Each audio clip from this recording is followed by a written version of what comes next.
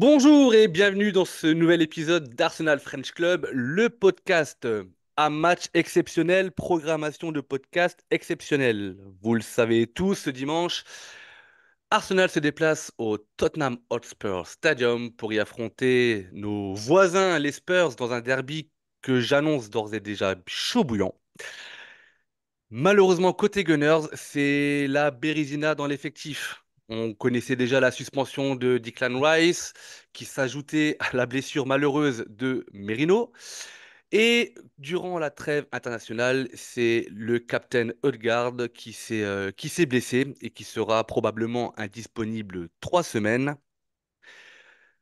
On dit que règne encore l'incertitude sur le cas Calafiori. Alors, pour m'accompagner sur cet épisode dans lequel on va essayer d'imaginer, de se mettre dans la peau du coach Arteta et d'imaginer quel pourrait être le 11 de départ, c'est avec un grand plaisir que je reçois une partie de la rédaction de l'Assaut avec Jonathan et Louis. Messieurs, bien le bonjour. Salut Raoul, salut tout le monde. Bonjour à tous. Messieurs, la forme? La très grande forme. Alors, Bonjour. impeccable. Et en guest, et quel plaisir de recevoir enfin dans le podcast d'Arsenal French Club Thomas du podcast Les Artilleurs. Thomas, bonjour, bienvenue et puis merci pour ta participation. Salut, merci pour l'invitation. Très content de participer à ce podcast que je suis régulièrement, évidemment, en étant ancien membre d'Arsenal French Club. Donc, grand plaisir de revenir. Ah bah c'est bien cool. Alors messieurs, comme je le disais, c'est un épisode un peu spécial que je vous propose aujourd'hui. On a décidé, vous l'avez peut-être vu sur les réseaux sociaux, de donner la parole à nos abonnés qui avaient la possibilité de nous contacter et de se mettre également dans la peau de coach Arteta et de nous présenter finalement quel serait leur 11 de départ idéal pour dimanche. Et donc ce podcast, je vous propose qu'il se passe en deux temps. Dans un premier temps, je vais recevoir les abonnés et dans un second temps, on prendra la casquette d'expert, entre guillemets, de consultant pour débriefer des compos qui auront été proposés. Et je vous demanderai, bien entendu, de me donner la vôtre, en espérant qu'on trouve la bonne combinaison qui nous fera prendre les 3 points et que, bien entendu, coach Arteta nous entende.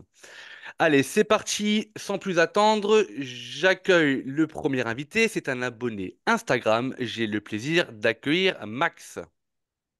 Salut Max, comment tu vas? Salut à tous, ça va très bien et toi? Bah ça va, merci. Écoute, bienvenue sur ce podcast où on donne la Merci. parole à nos abonnés. Alors Max, tu es un abonné X, ton pseudo X c'est Peaky Gunners, C'est Peaky ça. Gunner, pardon, il n'y a pas de S. Sois le bienvenu. On va te demander du coup quel milieu de terrain tu imaginerais Ouais. pour dimanche et surtout quel compo. Et puis on va en débriefer ensuite avec la team podcast. Allez, je t'écoute. Du coup, Alors en déjà, milieu de terrain, déjà ta compo, ça serait quoi? Un 4-3-3? bon, alors sur le papier, ça serait plutôt un 4-3-3. Alors après, c'est un dispositif qui est assez mouvant après avec les phases offensives ou avec les phases défensives. Ok, Je dirais que sur le papier, j'alignerais donc un 4-3-3 ou 4-2-3-1, ça dépend comment on s'articule. ok, Avec les milieux de terrain que j'ai choisis, ça pourrait être plutôt un 4-2-3-1, étant donné que ce seront des milieux plutôt défensifs, donc avec un double pivot.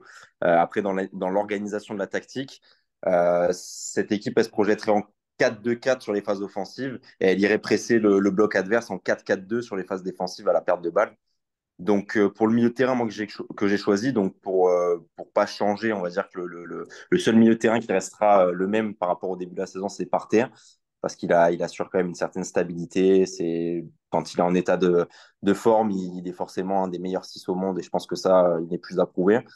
Donc, ce sera notre pierre angulaire de ce milieu de terrain-là, je l'espère en tout cas ce week-end. À côté de lui, moi, je mettrai Timber.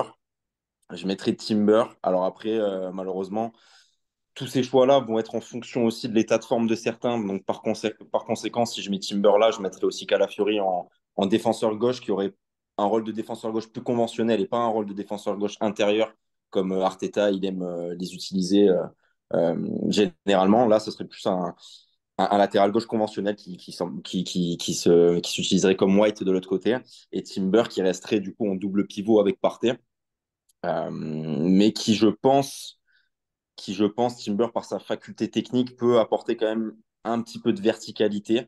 Je pense qu'il peut l'apporter parce qu'il va falloir qu'on en ait besoin dans ce match-là. Et pourquoi le choix de Timber par rapport à Jorginho pour la verticalité, par exemple? Ce serait pour avoir un impact physique supplémentaire, parce que je pense que Timber, là, par rapport à Jorginho, et on en aura grandement besoin ce week-end, il faudra des combattants. Donc, je pense que Timber, dans ce milieu de terrain-là, pardon, il nous permettra de récupérer des ballons suffisamment haut et nous projeter rapidement vers l'avant. Donc, je pense que ça peut être un choix intéressant. Et devant ces deux-là, du coup, je mettrais Havertz, qui serait un petit peu en électron libre, dans le sens où, comme les Havertz en général, qui soient en pointe ou au milieu de terrain, il s'anime de façon assez libre. Il viendrait créer le supplément offensif aux côtés de Jesus. Du coup, j'ai un petit peu devancé peut-être une de tes questions, mais du coup, ce serait Jesus devant ou Trossard, selon l'état de forme de Jesus, évidemment, parce que ça va être toujours ces conditions-là qui vont faire que. Mais Havertz, en gros, sera en phase offensive aux côtés de Jesus, dans ce fameux 4-2-4, et au pressing à la perte dans un 4-4-2, comme le fait Odegaard, qui sera sur la même ligne que l'attaquant. Je pense que Havertz, c'est un bon choix, parce que quand on sera sans ballon, ce sera l'un de nos joueurs qui se rapproche le plus d'Odegaard, je pense. Donc, à la perte de balle qui nous permettra de récupérer et presser comme le fait Odegaard. Ok. Et du coup, il nous manque les deux ailiers dans ton 4-3-3. Tu mettrais qui? Alors, pour les ailiers, du coup, ce serait donc évidemment Saka à droite, sans surprise. Je pense qu'il n'y a pas besoin de justifier ce choix. Et de l'autre côté, moi, j'irais sur Sterling. Alors après, c'est compliqué parce que, on va dire, si j'étais dans la peau du manager, je continuerais de mettre Martinelli, parce que ça risque d'entacher sa confiance, de voir le nouveau arriver et de prendre directement sa place. Donc ça, c'est clair que d'un point de vue manager, c'est un choix difficile à faire, mais d'un point de vue, je pense, contexte et derby, qui va être très très dur ce week-end. Je pense que Sterling, c'est le bon choix, parce que c'est quelqu'un qui va instiguer le chaos dans les défenses adverses, qui va, je pense, être très revanchard et qui va avoir à cœur de bien faire dans cette première avec Arsenal. Bon, il peut approuver également dans la première ligue. Il a un nombre de buts conséquent. Je crois que c'est le deuxième joueur le plus décisif derrière Salah sur la même période. Bon, voilà, je pense que cet homme n'est plus approuvé. Et moi, j'aimerais bien le voir démarrer le North London Derby ce week-end. Ok. Bon, c'est en résumé. Alors, encore une fois, et on va le dire plusieurs fois sur ce podcast-là, la complexité, c'est de connaître l'état de forme des uns et des autres. Exactement. On a eu très peu de communication sur la blessure et la sortie de Calafiori, qui se blesse face à la France. C'est ça. Euh, on sait que Gabriel Jesus est sur le retour, mais on ne connaît pas forcément l'état de fraîcheur. En tout cas, on Exact. aura bien noté que tu préfères Timber à Jorginho, que Havertz, dans tous les cas, il est dans ton 11, mais que du coup, il aurait ce rôle de 9,5 et Comme à la Leverkusen, quoi, en fait. ouais, voilà. Et par contre, sur les côtés, tu mets deux flèches avec Sterling à gauche, Mm, mm, mm. Saka à droite, sachant qu'ils peuvent permuter, de toute façon, c'est pas trop dérangeant. Exactement. Pourquoi pas, dans les buts, Raya, on l'a pas dit, mais forcément, il y a Oui, plus de lui, donc, évidemment. Ça, euh, donc, ça, donc voilà. ça allait de soi. Écoute, elle se tient. On va, on va vite en débriefer à la fin de ce podcast avec mes experts à moi. En tout cas, merci de ta participation, Max. Bah, merci à vous, Rapidement, les tu gars. viens d'où? Alors, je viens de Nice. De Nice, ok. De Nice. Il y a un pub de supporters à Nice? Non, enfin, pas à ma connaissance, en tout cas. Ok. Pas à ma Alors, connaissance. écoute, nos derniers podcasts, tu verras pourquoi je te pose la question là. On aimerait recenser un petit peu les pubs tagués supporters d'Arsenal un petit peu en D'accord. France pour en faire un article ou un podcast. Donc voilà, donc chaque fois qu'il y a quelqu'un qui vient d'une ville qu'on n'a pas eu encore au bout de ce podcast-là, on va lui poser la question. Et une dernière question pour toi, Max, Ouais. ton prono? Ah, c'est dur, hein. Bon, après, je vais dire victoire. Moi, je pars sur un 2-0. On va être solide, on va tenir et on va gagner. 2-0. Donc 2-0 chez nos ennemis des Spurs. Ouais. Donc du coup, la blessure de Degarde, la suspension de Rice.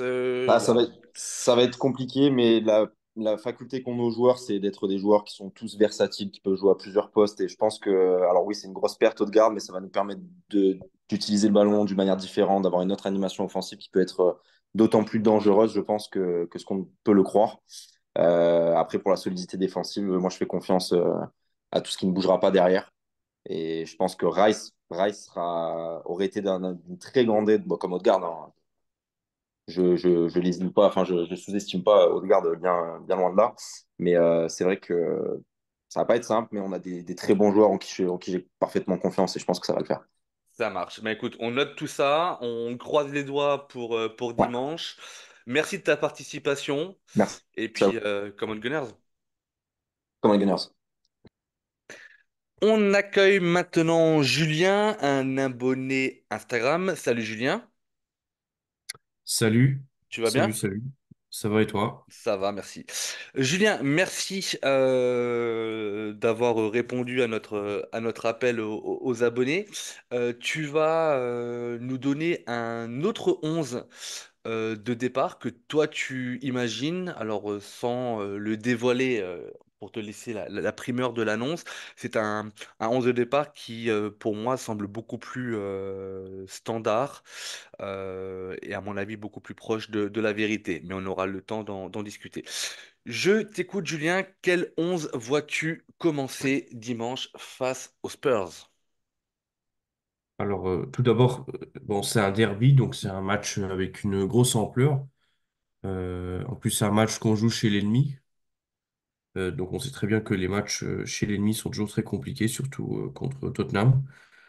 Alors, moi, personnellement, j'ai une approche, on va dire, plutôt défensive, vu les problèmes qu'on a avec les blessures. Donc, j'ai envie de la jouer sûre. Donc, bon, au poste de gardien, ça ne bouge pas, ça reste Raya, qui fait le job, je pense, depuis une bonne saison. Arrière droit, ça reste Ben White, qui pour moi est très compétent, qui répond toujours à l'appel, qui est assez consistant. En center back, je mettrai Saliba, la charnière enfin classique, Saliba-Gabriel, qui était la meilleure charnière la saison dernière. Et au poste d'arrière gauche, bon, on n'a pas vraiment de vrai arrière gauche ces derniers temps, parce que Zinchenko, moi, je ne lui fais plus trop confiance. Il se fait trop avoir dans les phases défensives. Il met du temps à revenir et tout. Donc moi, je tenterais bien Calafiori s'il est fit, s'il est présent, parce que vu qu'il s'est blessé contre l'équipe de France, il y a certains doutes autour de lui. S'il n'est pas fit, bah, ce sera Timber par défaut. Mais j'ai surtout pas envie de voir Zinchenko. Euh, Au poste de milieu de terrain, donc il nous faudra un milieu de terrain qui est quand même assez safe, quoi, avec un double pivot. Donc je partirai sur Jorginho et Partey. Donc c'est à eux de prendre la responsabilité au terrain. On n'a pas Rice et on n'a pas Odegaard. Donc on n'a pas ce côté technique, une sûreté technique qu'Odegaard nous donne. Donc à eux de prendre leurs responsabilités, de montrer qu'ils sont là. Et en 10 donc en milieu offensif, je mettrais Havertz. Alors j'aurais voulu le garder en 9 mais bon, malheureusement, vu les soucis au milieu qu'on a, c'est le seul que je peux aligner en 10. Alors il y avait des rumeurs, on entendait les Ethan Nwaneri et tout, mais bon, le mec il est trop jeune, donc ce serait. Puis je sais pas s'il est vraiment assez bon pour jouer à ce poste et un match de cette ampleur. Donc voilà, je partirai sur Havertz en milieu offensif parce que il peut bien monter et défensivement il apporte de la solidité physique. Sinon en ailier droit, bah, ça reste Saka, titulaire indiscutable. Pour les deux autres postes offensifs, alors en 9 je mettrai Jesus. Même si, bon, Jesus, je suis pas tout le temps satisfait. Je trouve que parfois, il rate beaucoup d'occasions. Des fois, il tricote trop dans le dernier carré. Mais bon, je partirai sur lui. Et en ailier gauche, je partirai sur Trossard. Trossard, je pense qui a la meilleure finition pour moi au club. Il rate peu. Quand il a une bonne occasion, il la marque. Alors, si Jesus n'est pas fit, je partirai sur Trossard en numéro 9 et je titulariserai pour la première fois Sterling à gauche. Alors, je mets pas Martinelli parce que je trouve depuis ces derniers temps, il est assez décevant. Il ne relève pas la tête et il rate beaucoup de choses qu'il ne ratait pas avant. Et puis, je sais pas, j'ai l'impression qu'il a perdu un peu de vitesse. Je sais pas, il n'est plus le même ces derniers temps. Et donc voilà, ça c'est ma compo. Donc je la joue, on va dire au milieu et en défense, je la joue assez plutôt sûr parce que j'ai pas envie de prendre trop de risques, toi. Donc voilà, un 0-1 me suffit largement Oui, l'objectif là-bas. reste les trois Voilà. points. Donc du coup, si on fait un petit focus sur le milieu, puisque c'est quand même la suspension de Rice et la blessure de Degarde qui rabattent les cartes finalement. Donc du coup, tu ferais un changement poste pour poste en mettant Jorginho à la place de Rice, mais dans je suppose, un rôle un peu plus défensif. Voilà, un double pivot. Et tu mettrais Kyle Havertz à la place de Degarde, sachant que, tout comme Max juste avant, qui gardait Partey et Havertz. La seule différence finalement, c'est que lui titulariserait Timber au milieu et toi tu fais confiance plutôt à Jorginho. Moi je te rejoins plutôt là-dessus, mais j'aurai encore l'occasion d'y revenir avec nos consultants du jour.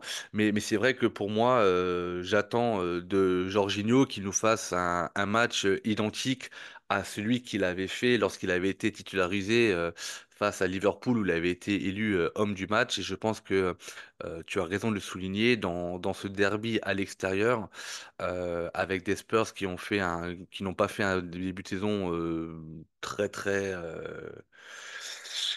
génialissime, on va dire. Et compte tenu des absents du jour, je pense qu'on va avoir le droit à une pression très forte de la part des Spurs au début de la rencontre et on aura besoin d'avoir une assise défensive qui est très présente et qui aura du répondant dans le duel. Après, je suis d'accord avec toi, Calafiori est sorti blessé. Pour l'instant, sur les différents réseaux, même si le club ne communique pas dessus, il semblerait qu'il soit pas forcément apte à commencer. Je note que tu mettrais dans ce cas-là Timber. Euh, ta compo me semble toute assez, j'allais pas dire logique, mais assez classique. Je note également que devant à gauche, tu fais confiance dans Trossard qui, malheureusement pour nous, est toujours meilleur dans ce rôle de super sub que lorsqu'il est titulaire. Et Gabriel Jesus, autre inconnu, comment il va revenir après la trêve internationale et sa blessure, sachant qu'il a eu 2 semaines devant lui avec le groupe pour y revenir. En tout cas, c'est une compo qui est assez intéressante. Vraiment, merci Julien d'y avoir consacré un peu de temps avec nous sur ce podcast. Tu as quel âge, Julien? Alors, j'ai 34 ans. T'as 34 ans. Et tu viens d'où? J'habite en région parisienne. En région parisienne? Ok. Oui, j'habite en région parisienne, oui. Ça marche. Tu vas des fois un petit peu voir le match aux Lions ou c'est plutôt Alors, match canapé j'y- entre non, potes? non, j'y allais avant un bon moment, mais maintenant, c'est devenu une folie. T'as trop de gens, c'est devenu une folie. Les matchs d'Arsenal aux Lions, si t'es pas là 2 heures avant, c'est une folie. Ah, c'est un peu ce C'est qu'on des- recherche aussi dans des bars de supporters. Dernière question pour toi, Julien. Ton pronostic pour ce match, pour ce derby? Si on a de la réussite, ouais, ils vont quand même marquer, je pense. Donc 1-2. 1-2, je pense. Donc victoire d'Arsenal 2-1 face à Tottenham. Julien, merci pour ton intervention. Et puis, bah, je souhaite que, au moins dans la victoire, dans le pronostic de la victoire, tu aies raison. Et puis, on rendez-vous dimanche à 15 heures pour voir si Arteta t'a entendu ou s'il nous réserve une surprise. Merci pour tout, Julien. Et puis, à très bientôt, j'espère. Merci, merci à toi. Un troisième abonné nous rejoint. Il s'agit de Gildo. Salut Gildo. Salut à toi, merci de m'avoir invité. Bah, merci de nous avoir contactés. Donc Gildo, tu nous as contacté. Tu es un abonné, pardon, Facebook. Tu nous as contacté sur Facebook. Mais C'est Gildo, bien ça. il est un peu partout sur les réseaux. On y reviendra un tout petit peu plus tard. Et Gildo, j'ai souhaité te donner la parole sur ce podcast-là parce que tu es un de ceux qui nous propose une composition un peu plus osée et un peu plus jeune. Donc, sans plus tarder, je te propose de te laisser la parole et de nous exposer ta compo. C'est un 4-3-3 ou 4-2-3-1, un petit peu comme on veut. Et du coup, de nous présenter ton 11 de départ que tu verrais, toi, dimanche face à Tottenham. Et je te challengerai sur deux, trois sujets juste après. Je t'écoute. Ok, pas de problème. Moi, pour moi, la compo idéale que Arteta pourrait faire, c'est de mettre en gardien classique Raya, en milieu Saliba, Gabriel, en arrière gauche Timber, arrière droit Ben White. Et la surprise pour moi, il faudrait mettre Henry avec Partey et Jorginho. Sur l'ailier droit, on ne changera jamais. Je pense que ce sera Bukayo Saka. À gauche, Martinelli. Et en attaque, Havertz. Ok. Et donc, je le disais juste avant, c'est la compo la plus osée et la plus jeune. Et moi, j'ai envie un petit peu de te titiller, de te challenger, Gildo, sur deux joueurs. Le premier étant Timber au poste d'arrière gauche et le deuxième, bien entendu, sur Nwaneri que tu positionnes en milieu. Si tu veux bien, on va commencer par Timber. Est-ce que c'est un choix par défaut de par l'absence présumée ou en tout cas l'incertitude sur la capacité physique de Calafiori qui s'est blessé en sélection face à la France? Est-ce que tu zappes complètement Zinchenko à ce poste-là ou est-ce que tu penses vraiment que même si tout le monde est à 100%, c'est Timber qui doit évoluer sur le côté gauche. Bien évidemment, pour moi, Timber, c'est la solution la plus logique. Pourquoi? Parce qu'il a les moyens techniques de y aller vers l'avant. C'est pas quelqu'un qui a peur d'avoir le ballon. Il sait défendre. Alors qu'à l'instar de Zinchenko, qui est un peu fébrile depuis des mois, c'est pas un match ou deux matchs, c'est plusieurs matchs. Il est très, très, très fébrile. Et parfois, il fait des pertes de balles qui met en danger l'équipe. Donc, pour moi, la solution la plus logique, c'était Timber. Et éventuellement, Calafiori, quand on a vu, je pense que tous les fans des Gunners ont vu que quand il s'est blessé, il y a eu une grosse sueur froide. Tant bien que mal, c'est pas une grosse blessure, mais quand même, je ne le vois pas débuter un match face à Tottenham qui, il faudrait être à 100%. Et sur ce... Éventuellement, oui, Pardon. excuse-moi. Non, vas-y, termine, je t'en prie. Et Timber, même si les moyens physiques ne sont pas encore là, il a besoin de jouer. C'est un joueur voilà, qui a été blessé très longuement et il nous a tellement manqué que je pense que même avec lui, s'il a été là, je pense que peut-être que ça aurait pu changer la donne, mais Timber, les moyens techniques, il perd beaucoup moins de ballons, il sait récupérer les ballons, il sait y aller de l'avant, bah, c'est le choix le plus logique. Ok. Et du coup, si tu es dans la peau de coach Arteta, puisque tu viens de faire ton 11 pardon, qui va commencer face à Tottenham, si tu laisses Timber côté gauche, est-ce que tu lui demandes ce que tu lui as demandé les derniers matchs, à savoir d'être ce latéral gauche qui vient créer le surnombre dans le milieu de terrain, ou est-ce que sur un match en déplacement face aux Spurs, qui ont aussi besoin de points et dans un effectif amoindri côté Gunners, est-ce que tu le cantonnes à un vrai poste de latéral gauche? Moi, je le contrôlerais à un vrai poste de latéral gauche, pas un latéral gauche inversé. Pourquoi? Parce que on voit bien il est perdu. Il est perdu, il sait pas trop le faire. Il y a que Zinchenko qui sait le faire, mais sauf que Zinchenko aujourd'hui, c'est pas la valeur sûre en tant que latéral. Vaut mieux qu'il fasse comme quand il a joué contre City. Voilà, il a été impérial, il savait monter les ballons. Moi, c'est ça que dans la peau de Arteta, de lui dire, écoute, Timber, tu restes latéral gauche, tu restes focus, parce que quand eux, ils font des contre-attaques qui sont assez dangereux, mais voilà, je lui demanderai de monter et de descendre et d'être en coordination avec son ailier gauche. Et je Moi, pense c'est que ça du, que je lui demanderais. et je pense que du coup, le choix de Martinelli, sans forcément débattre pendant des heures, mais je pense que ton choix de Martinelli, c'est le côté plus défensif aussi, le travail plus défensif qu'il sait faire par rapport à un Trossard ou par rapport à un autre joueur, malgré qu'il soit pas dans un état de forme exceptionnel en ce moment d'un point de vue offensif. Je pense que c'est lié, tout ça. C'est lié parce que quand même, Martinelli, c'est quelqu'un qui quand même, il a la grinta, même s'il n'a pas la confiance. Ouais. C'est un jeune joueur qu'il faut lui donner encore confiance. S'il marque contre Tottenham ou s'il fait un bon match, ça va lui donner de la confiance pour la suite.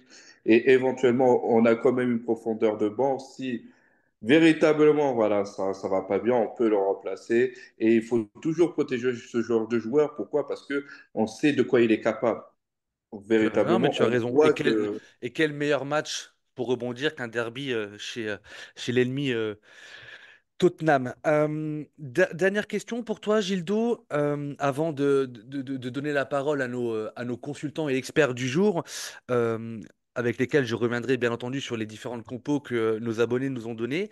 Le choix de Nwaneri, c'est un choix qui est relativement osé. Il y avait d'autres possibilités, notamment descendre Havertz, pour mettre Trossard devant ou descendre Havertz et mettre Sterling devant. Pourquoi ce choix de la jeunesse, sachant qu'il n'a pas de minutes en PL cette saison-là et que en plus c'est un gros match à l'extérieur chez un ennemi. Voilà, et très rapidement. Pourquoi ce choix-là? la simple bonne raison qu'il a fait une bonne pré-saison. Je l'ai trouvé très bien affûté. Il sait jouer le 1-2, il sait faire les décalages, il sait accélérer le jeu. On l'a vu jouer en jeune. Même si c'est pas le même acabit, même si c'est pas le même terme physique, il est capable de faire quelques prouesses. Pourquoi je le mets? Parce que je pense aussi qu'il a des professeurs, des grands professeurs qui seraient Jorginho et Partey qui l'aideront à se placer. Et quand tu as 16 ans ou même 17 ans et que tu arrives dans un derby comme celui-ci et que éventuellement, après c'est à double tranchant, mais moi je prendrais ce risque. Pourquoi? Parce que lorsque on est dans un grand derby et il arrive à faire quelque chose avec cette équipe, avec Arsenal, c'est-à-dire voilà, ramener le jeu, ce qu'il n'a pas pu faire Fabio Vieira à un certain moment, je pense que ça peut très bien se jouer. Et je ne voyais pas Havertz se descendre parce qu'on a vu de nombreux matchs qu'il est perdu. Il était tellement perdu que on se disait, mais qu'est-ce qu'il fait au milieu de terrain? Et on a vu qu'il était beaucoup plus épanoui en termes d'attaque. Mais Nuit Henry, voilà, c'est un joueur à suivre. Il a toutes les qualités techniques pour gagner, voilà, même gagner sa place hein, au sein d'Arsenal. Et que voilà, il est jeune, il est frais, il a la conscience. Pourquoi pas en profiter lors de ce derby? Même si en face, voilà, il y aura des très bons joueurs, mais c'est comme ça qu'il pourra progresser. Ça marche. Dernière question pour toi, Gildo, un pronostic pour dimanche? Pronostic pour dimanche, je pense que ça va être quand même dur, très très très dur. Je pense à un 2-1 ou ouais, parce qu'on a perdu quand même en deux gardes, qui était la personne qui était Mais demain beaucoup plus pour qui? créative. Hein? 2-1 2-1 pour pour qui? Arsenal, bien Ah, sûr. ok, ok, ça va. Ça me va, nickel. Bien Ok, ça sûr, va. 2-1 pour Arsenal. Je Merci. pense que on va encore gagner, on va leur mettre encore une raclée et je pourrais Bon, une raclée, je suis pas sûr, mais me si on peut déjà moquer de ramener les trois mon. points, ça serait bien. En tout Ouais. cas, merci Gildo. J'invite nos abonnés à te suivre, ou en tout cas à aller voir un petit peu ce que tu fais. La page, le compte, le YouTube, pardon, ça s'appelle Red London 27. Je crois que tu as quasiment le même pseudo sur tous les réseaux sociaux. Et vous y retrouverez des petites vidéos, notamment de débriefs de Mercato, côté City, côté Chelsea, bien entendu, côté Arsenal. En tout cas, il y a des petites vidéos de débriefs sur le foot. Français, anglais et espagnol. Voilà, ça vaut le petit détour. En tout cas, Gildo, je te remercie pour ta participation. N'hésite pas à continuer à nous suivre sur les différents réseaux sociaux, pardon. Et puis, ben, j'espère que ton pronostic et celui des autres abonnés seront le bon et qu'on rentrera avec les trois points. Je vais me retourner maintenant vers les experts et les consultants. Merci Gildo et à bientôt. Alors, messieurs les consultants, messieurs les experts, déjà dans un premier temps, je vais vous demander de me donner votre avis sur les trois compos qu'on vient d'entendre et qui de Max, Julien ou Gildo vous a le plus Convaincu. Alors, qui commence? Honneur aux invités, Thomas? Yes. Euh, Démerde-toi. alors, non, non, bah, les trois sont intéressantes. Je trouve que c'est des compositions qu'on retrouve un petit peu plus généralement sur les réseaux. On avait consulté aussi un petit peu les auditeurs et c'est vrai que je pense à celle de Julien qui revient souvent avec le double pivot là. Jorginho Partey et Havertz qui descend en 8-10 comme il l'a fait déjà à plusieurs reprises. Pas mal aussi Nwaneri, même si franchement Nwaneri, je le vois pas, enfin je vois pas du tout Arteta intégrer Nwaneri dans un match comme ça, trop peu de temps, proposé déjà en PL, et puis c'est pas trop son genre Arteta déjà de lancer des jeunes. Surtout dans un match comme celui-ci. Moi je vous avoue que j'étais peut-être un peu plus intéressé par peut-être celui de Max. Même si peut-être que je parlerai moi après de ma proposition, même si elle est un petit peu différente, mais j'apprécie le fait qu'il essaye de faire entrer Timber, même si on sait que c'est peut-être un joueur qui sera un peu plus en difficulté dans la densité, parce il en a pas l'habitude, mais c'est un joueur percutant, c'est un joueur qui est capable de sortir du pressing, c'est un joueur qui est capable physiquement de résister, je pense. euh, Au défi physique qui va être proposé. Tottenham va sûrement proposer un double pivot lui avec Bissouma et Pape Matassa où ça va être physique, ça va être difficile, ça va être un gros duel. Donc je pense qu'il pourra répondre à ça. Havertz également le descend. Enfin, très sincèrement, ça fait quand même un milieu très, très solide physiquement. Malgré tout, Timber voilà, même s'il joue dans cette zone-là, il a peu d'habitude. Et techniquement, il pourrait vite se retrouver à avoir des pertes de balles qui pourraient être dangereuses. Il avait déjà eu cette situation-là dans l'un des derniers matchs, je crois que c'était contre Brighton. Voilà, il a Ouais, il avait tendance des perdu fois pas à mal être un de petit ballons, peu. ouais. Ouais, c'est ça. Partey, des fois, le fait aussi. Donc voilà, ça peut être un moment dangereux et puis peut-être que ça pourrait manquer un peu de créativité. On sait qu'Havertz, il ira faire des longs appels. Et donc voilà, mais je dirais que je m'en rapprocherai un peu plus. Surtout que la paire Jorginho Partey en double pivot, moi sincèrement, je ne vois pas du tout jouer en double pivot. Ça fait très longtemps qu'on n'a pas joué en double pivot. On joue vraiment avec une pointe basse et le latéral, un des latérales qui joue intérieur avec la pointe basse. Et nos deux milieux jouent plutôt meneur excentré, chacun de son côté. Donc voilà, je vois pas un double pivot. Donc ni Gildo ni Julien, je vois pas. J'ai du mal à voir Jorginho et Partey sur la même ligne, et j'ai du mal à en voir un des deux très haut sur le terrain, vu leur difficulté à revenir. Donc du coup, coach Thomas Arteta garderait un 4-3-3 classique Ouais. avec l'intégration de Timber.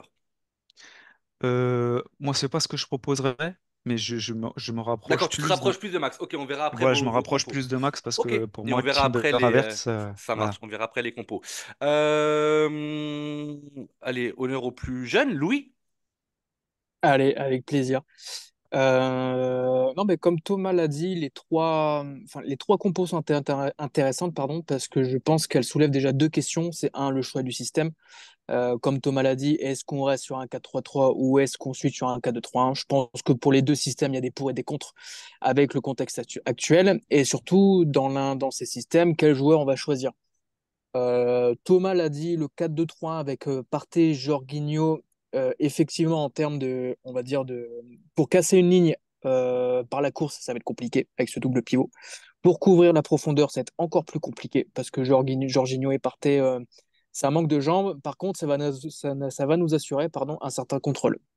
Jorginho et Partey, ils sont pas malheureux quand le ballon est dans leurs pieds. Ils savent, enfin voilà, ils vont savoir distribuer le ballon, mais effectivement, quand on va avoir Minson qui va partir dans le dos de Jorginho, là, ça va faire mal. Donc déjà, il y a ce choix du système 4-2-3-1, 4-3-3. 4-3-3, comme Thomas l'a dit également, je ne vois ni Partey ni Jorginho sur la pointe haute à côté d'un meneur de jeu qui pourrait être soit Havertz, soit Nwaneri. Il y a toujours l'option dont on parle pas assez à mon goût, qui est peut-être Zinchenko, qui peut également occuper ce poste de pointe un peu plus haute, entre guillemets, parce que déjà, c'est son poste de formation et c'est un poste sur lequel il joue avec l'Ukraine. Donc, c'est aussi une possibilité. Mais les trois compos sont intéressantes, les trois visions de jeu sont intéressantes. Dans le milieu, il va y avoir des choix à faire. Je pense qu'aussi en attaque, il va y avoir des choix à faire, surtout si Jesus revient et si Sterling est prêt également physiquement. Est-ce que Havertz doit rester en pointe? Est-ce qu'il doit redescendre? Est-ce que Trossard peut également jouer dans le milieu? Est-ce qu'il peut jouer en pointe? Est-ce qu'il peut jouer sur un côté? Tout ça, c'est des questions qui sont plutôt intéressantes et je trouve que c'est même un peu paradoxal parce que tout le monde a un peu peur en disant ah, on n'a pas de solution, qu'est-ce qu'on va faire, etc. Mais au final, je trouve qu'on a énormément de solutions, c'est juste que c'est des solutions qui n'ont jamais été testées. Donc on est un peu dans l'inconnu à ce niveau-là.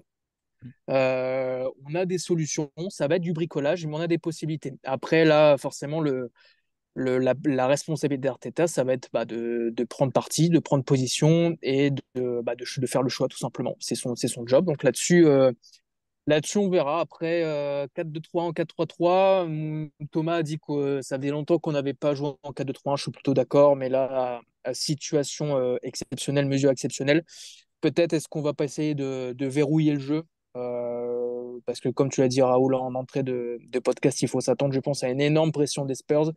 Je pense que là, ils sentent un peu le sang. Sur les 10 premières minutes, ça va pousser. Donc, un peu d'expérience aussi avec Partey et Jorginho. Donc, moi, je pencherais plutôt personnellement sur un 4-2-3-1, même si c'est pas notre système dont on a l'habitude, etc. Je pencherais sur le 4-2-3-1 pour verrouiller un peu le jeu. Mais je suis pas non plus fermé à un 4-3-3. Pourquoi pas lancer Nwaneri, ça, je suis d'accord avec Thomas que c'est peut-être pas le contexte favorable pour le lancer. Surtout, qui on met à côté de Nwaneri aussi, c'est toujours la même question. Mais, euh, mais voilà, moi je pencherais sur un 4-2-3-1. Ça va pas être du beau football, ça va pas être du football champagne, mais au moins on verrouille le jeu. Ok. Et Jonathan Arteta. Bon, bah, je vais pas répéter tout ce qui a été dit avant. Je pense qu'on est un petit peu tous sur la même longueur d'onde. Un double pivot, il l'a jamais utilisé, Arteta. Et Jorginho et Partey, ou alors il y a très longtemps, comme on l'a dit, et Jorginho et Partey ont très très rarement évolué tous les deux en même temps. Et quand ils ont évolué en même temps, Partey était en bas à droite. Donc, connaissant Arteta, c'est pas quelqu'un qui aime les surprises, c'est pas quelqu'un qui aime les changements. Et je pense pas que c'est parce que malgré qu'il y ait une hécatombe, il va changer son schéma de jeu. Donc, je pense qu'on restera sur le même. Je me rapproche moi aussi plus de la composition de Max, donc la première, même si pareil au niveau des joueurs présents sur la feuille de match, moi j'aimerais voir des choses différentes. Euh, Ensuite, si on joue Jorginho et Partey tous les deux, il y a quand même des grandes chances que ces deux joueurs ne puissent pas être à 100% pendant 90 minutes. Je pense qu'on est tous d'accord là-dessus. Clairement. Ouais. Au bout de 70 minutes, l'un comme l'autre, ils n'ont plus les jambes. Donc Mm. si on faisait ça, ça voudrait dire potentiellement qu'on aurait deux Changer les joueurs à deux. changer Hmm. dans l'entrejeu. Très très dangereux pour Mm, mm. l'équilibre du match. Donc moi, c'est pour ça que je ne le vois pas comme ça. Et Nwaneri, c'est un petit peu précoce, je pense. On peut pas faire entrer quelqu'un comme ça quand on change tout le milieu. Il n'a pas Mm. assez d'expérience. C'est pas lui faire un cadeau non plus. C'est Qu'on le clair. fasse rentrer, qu'il soit titulaire avec un Rice et un Haute-Garde à côté de lui, ou peu importe la façon dont ils font, à 100%, même titulaire, mais pas avec tellement d'incertitudes et de points d'interrogation comme ça. Donc c'est pour ça que moi, je suis plutôt ouais, sur le 4-3-3 avec Partey en 6 et après on verra qui devant. Ok. Euh, si je vous dis que dans... Alors encore une fois, on n'est pas là pour imaginer ce qu'Arteta va faire, parce que je crois que même lui, encore aujourd'hui, il ne le sait pas, vraiment pas. Mais on est là pour dire qu'est-ce que nous, on ferait à sa place. Si je vous dis que dans... Parce que tout comme vous, en préparant ce podcast, on a essayé de s'imaginer finalement quel serait notre 11 idéal pour ce derby. Et en fait, moi, je me suis rendu compte, et je pense que vous avez eu le même réflexe, que il y a à peu près 50% des joueurs, on sait déjà qui ce sera et à quelle place. Je cite Raya. Tu vois, Louis, je peux même plus débattre. Il est Ah, parti l'autre, donc là, c'est fini. t'as plus le Donc choix, hein. voilà, ok, j'accepte. Donc Raya au but. White à droite, je pense qu'on est tous d'accord. Défense centrale, Saliba, Gabriel. Je pense qu'également on est aligné là-dessus. Ça nous en fait déjà 4.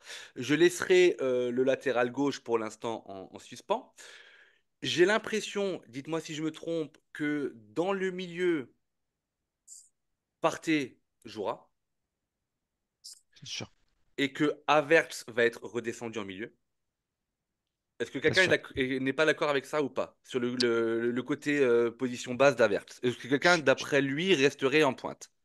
je- Thomas, je crois que je- tu vois plus ah, Havertz en pointe. Ok. Donc du coup, ouais. ok, on enlève Havertz. Donc du coup, partez en 6. En tout cas, dans le milieu, on le garde. Hmm, On est d'accord. Saka à droite, on garde. hmm, Donc là, on a quand même 6 joueurs sur 11, finalement, où on est tous d'accord là-dessus.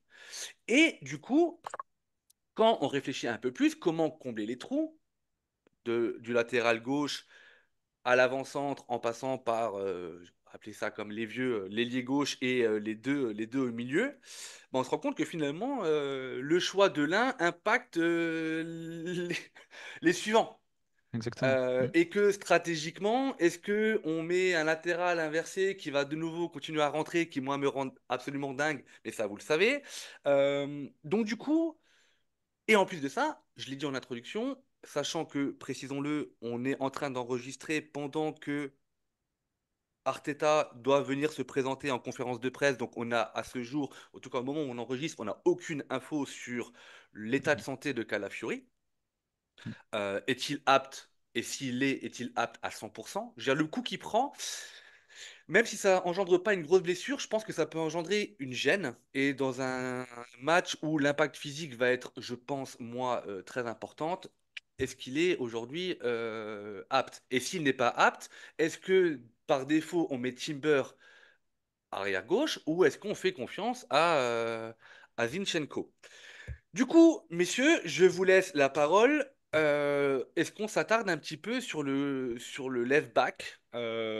Qui vous mettriez et, euh, et pourquoi? Hmm. Bah, si tu veux, je peux commencer Bah, à répondre. vas-y, les autres ont pas l'air chauds. Euh, je suis d'accord avec toi sur ce que tu as rappelé tout à l'heure. En fait, là, on se rend compte qu'on perd deux cadres de l'équipe et que ça va déjà naturellement créer du chamboulement. Deux cadres qui voilà, jouent tous les matchs, qui sont titulaires à chaque fois. Et en sachant ce que ça va bousculer juste par le fait de les remplacer, il faut se poser la question de ne pas vouloir déshabiller Jacques pour habiller Michel. C'est-à-dire que là où on avait déjà avec Odegaard et Rice des certitudes, si on commence à retirer des certitudes ailleurs, et c'est pour ça aussi ma question autour d'Havertz, ou même Saka, j'ai vu des gens aussi mettre Saka au milieu de terrain, etc. Moi, je trouve ça très dangereux. Je suis pas sûr que ce soit la politique d'Arteta. C'est pour ça aussi que la notion de système, de changer de système en 4-2-3-1, ou j'ai entendu aussi de conserver des latéraux qui resteraient à un poste plus classique, c'est-à-dire qui resteraient dans leur couloir, j'ai aussi du mal à le voir, parce que c'est rajouter du changement et de l'instabilité, de l'insécurité pour les joueurs à une équipe qui va déjà être instable. Parce que sans Odegaard, sans Rice, forcément, ça va déstabiliser, ça va insécuriser. Donc je pense qu'il va quand même essayer de conserver des éléments qui conservent d'habitude, c'est-à-dire un latéral intérieur, et c'est-à-dire, pour moi, soit un Timber qui va rentrer, aussi parce que, et puis moi, ça sera aussi le lien avec le milieu que je vais proposer, c'est-à-dire qu'il va falloir qu'on ait une densité physique au milieu de terrain, que en transition, on va se faire attraper, que Partey, c'est pas forcément le meilleur en transition défensive, et qu'un Timber, s'il monte, on sait qu'il sera capable de rattraper, qu'il sera capable de couvrir. Ça jouera évidemment ce latéral intérieur pour moi sur le choix de l'ailier gauche. Parce qu'il faudra un ailier gauche capable de revenir très fort et d'avoir une culture défensive très importante. Donc moi, que ce soit Timber ou Calafiori, j'ai envie de dire, je pense que Calafiori rentrera plutôt à la 70e parce que Timber, il va faire des allers-retours de malade. Mais je pense que dans ce cadre-là, Timber va rester là-dessus pour sa dimension physique, pour sa qualité aussi à venir défendre contre des ailiers qui sont très bons à Tottenham. Je ne sais pas si vous avez vu Odobert récemment, mais lui, c'est quand même un sacré énergumène en termes de dribble et de percussion. Donc il faudra un très bon défenseur. C'est pour ça que Zinchenko, même si je l'aime bien, je suis pas sûr que ce soit le genre de match où il sera intéressant, ou du moins qu'il ne sera pas intéressant en arrière-gauche. Ok. Ouais, je suis plutôt d'accord, moi aussi. Je suis plutôt d'accord avec le choix de Timber arrière gauche. Je pense que, comme l'a dit Thomas, on a besoin de certitude sur ce match. Je pense que la défense depuis la saison dernière est une certitude. Donc, pour moi, Timber doit rester à ce poste d'arrière gauche, même s'il aurait pu aussi apporter au milieu de terrain. Mais je pense qu'il est toujours en recherche aussi de repères sur ce poste d'arrière gauche. Il n'a pas une condition physique qui est encore optimale, on l'a vu, qui était sortie à cause de crampes contre Brighton, je crois, si je dis pas de bêtises. Ouais. Donc pour moi, je laisse Timber à gauche. Et tu le laisses en left back inversé ou tu le cantonnes à un poste de latéral gauche? Enfin, j'ai envie de dire, peu importe que ce soit latéral gauche ou un arrière, on va dire, intérieur.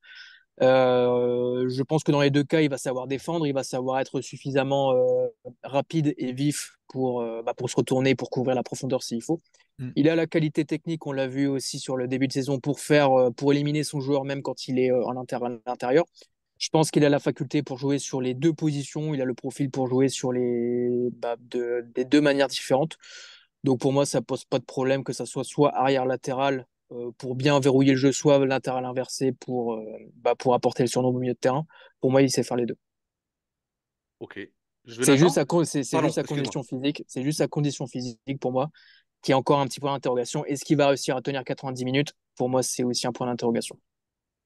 Et rappelons qu'on n'a que 5 changements en 3 phases. Et là, du coup, on commence à avoir beaucoup de joueurs qui potentiellement ne tiennent pas les 90 minutes. Mais on va peut-être y revenir par la suite. Jonathan, ton left Pas, back. pas, pas de débat sur le left back, Timber. Voilà. Il y a déjà assez d'inconnus comme ça pour en rajouter par-dessus, donc rien à rajouter à ce niveau-là. Eh ben, vu que moi j'aime bien le débat, les gars. Mm. euh, non, alors moi, très honnêtement, pour rebondir à ce que vous dites sur cette partie-là, euh, si Calafiori était apte à 100%, moi je mets Calafiori left back. Et je le cantonne à son couloir et pas à un latéral inversé. Je vous explique pourquoi. Je pense qu'on va prendre le bouillon. Vraiment. Je pense qu'on va prendre une pression énorme. Et si Tottenham ne le fait pas, ils sont encore plus teubés que je ne le pensais. Vraiment. Quand tu joues Arsenal, qui est quand même dépourvu de deux de ses meilleurs joueurs, si tu les attends à la maison, t'as pas tout compris. Euh, Moi, je mets Calafiori parce que pour moi, c'est le plus défensif entre lui, Timber et Zinchenko. Et que mon point de vue, c'est que, et j'espère me tromper, en tout cas que le match me prouvera que j'ai tort, mais moi je pense qu'on y va comme on est à la City l'année dernière. En mode, on n'encaisse pas de but, et si on peut en marquer un, on marque. Vraiment, j'imagine pas Arteta dans son fort intérieur dire, putain, il me manque deux de mes plus fidèles joueurs. J'y vais pour gagner en essayant d'imposer notre jeu, etc. Je pense qu'il y a trop d'incertitudes. Et pour ces raisons-là, je mettrai Calafiori. Le problème, c'est que Calafiori, je ne le vois pas apte à 100%. Et par défaut, à ce moment-là, je mets Timber. Mais je mets Timber. Et là, du coup, ça va être ma transition avec vous, messieurs. Je mets Timber, mais je conserve, moi, dans mon système de jeu que je mettrai en place. Alors, du coup, je ne m'appelle pas Raoul Arteta, mais je garde ma notion de Raymond Domenech qui me tient tant à cœur et que Méchad m'a donné. Moi, je reste sur une défense à 4 très classique où les latéraux, eh ben, ils gardent leur côté. Et il n'y a pas de dédoublement de fonction, etc. Pourquoi? Et là, messieurs, je vous redonne la parole. C'est tout simplement parce que je n'imagine pas, à part Zinchenko, mais moi Zinchenko, je ne lui fais plus confiance, quel est, dans un milieu de terrain que vous allez nous proposer, ce milieu de terrain qui est capable d'aller chercher des espaces libres, comme le faisait chacun, si on a un latéral inversé. Alors, du coup, messieurs, votre avis, si vous mettez Timber, qui on met dans le milieu de terrain? Thomas, vas-y, dis-nous. Yes. Alors, dans ce milieu de terrain, euh, moi, je vais proposer quelque chose qui est aussi en lien avec les autres postes, comme je disais tout à l'heure, en tout cas sur l'équilibre général de l'équipe et sur les autres certitudes. Première chose, c'est je garde Partey. Partey, ça reste quand même là, justement la pointe basse, l'équilibre. C'est lui qui connaît particulièrement nos systèmes, qui est capable de aussi guider ceux qui seront autour de lui, à savoir pour moi Timber qui viendra en latéral à côté de lui, et que ce soit les deux autres milieux en face de lui. Il sera capable de dicter le tempo, et je pense qu'il y a assez peu de débat par rapport à lui. Autour de lui, première chose, moi je ne fais pas descendre Havertz. Je fais pas descendre Havertz parce que même si c'était un petit peu le réflexe, en tout cas, c'était la première intention d'Arteta quand il l'a recruté, de l'installer à ce poste-là avec Jesus devant. Je pense qu'au fur et à mesure, on a bien vu qu'Havertz était bien installé devant, qu'il est rentré dans une dynamique aussi de plus en plus de tueur et qu'il faut qu'il le reste. Il peut pas rester indéfiniment. Cette espèce d'option qui fait qu'il est un petit peu, comment dire, l'option, je vais pas dire bouche-trou, mais au milieu de terrain quand il y a besoin. Son apport est très important. Il est en feu en ce moment depuis le début de saison et même depuis la fin de la saison dernière. En numéro 9, vous savez, qui est très participatif au jeu, qui a un jeu en déviation très important. Et c'est pour ça que au milieu de terrain, en fait, moi, je pense que je vais proposer Trossard. Pourquoi Trossard? Trossard parce qu'il a déjà joué au milieu de terrain. C'est un des rares autres joueurs qui a déjà joué au milieu de terrain, même si on sait qu'il n'est pas toujours performant quand il est titulaire. On sait que malgré tout, il reste décisif et qu'il est en capacité d'être tranchant. Surtout avec un match en tension, on sait que c'est un joueur qui a aucun problème avec la tension, qui marque dans les gros matchs et on va avoir besoin d'un joueur comme ça. C'est aussi un joueur qui a l'habitude de jouer avec Havertz en soutien de l'attaque. Il l'avait fait à 2 matchs fin de la saison dernière. On gagne 5-0 et 6-0 avec notamment de belles combinaisons avec Havertz. Donc moi je le trouve intéressant dans ce poste-là. Et il a l'intelligence et pour moi le QI football de bien se déplacer dans ce milieu de terrain. Et l'autre milieu de terrain que j'indiquerai là, c'est peut-être un peu plus risqué. Et je suis pas sûr que Arteta fasse ce choix-là, mais je trouve que pour moi, c'est le choix le plus Odegaard lookalike. C'est-à-dire, pour moi, c'est le joueur qui ressemble le plus au jeu d'Odegaard, c'est Zinchenko. Pareil, c'est un joueur qui a l'habitude de jouer au milieu de terrain, qui a un jeu de passe de gaucher, avec des qualités assez similaires à Odegaard dans la possession, dans le travail, dans la densité, même si on sait qu'il a plutôt l'habitude d'avoir le jeu en face de lui. Je pense qu'il va trouver aussi facilement des relais, que ça soit avec Saka, que ça soit avec Ben White, sur le triangle magique. Faut pas oublier que ce triangle magique-là, ça reste notre arme offensive première. Il n'a pas de problème à défendre. Pour moi, les faiblesses de ce milieu-là, ça reste quand même le fait que Trossard et Zinchenko ne sont pas les physiques les plus imposants de Première Ligue.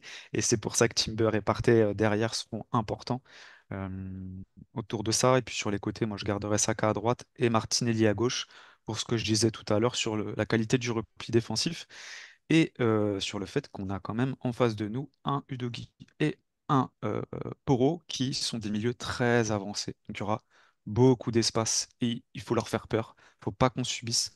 Et c'est juste pour finir, si tu me le permets, Raoul, Tu es chez pour toi. rebondir sur, pour rebondir sur ce que tu disais tout à l'heure, sur les latéraux qui resteraient sur leur côté, qui ne rentreraient pas, etc. Et je pense que ça fait le lien aussi avec les gens qui proposent des doubles pivots.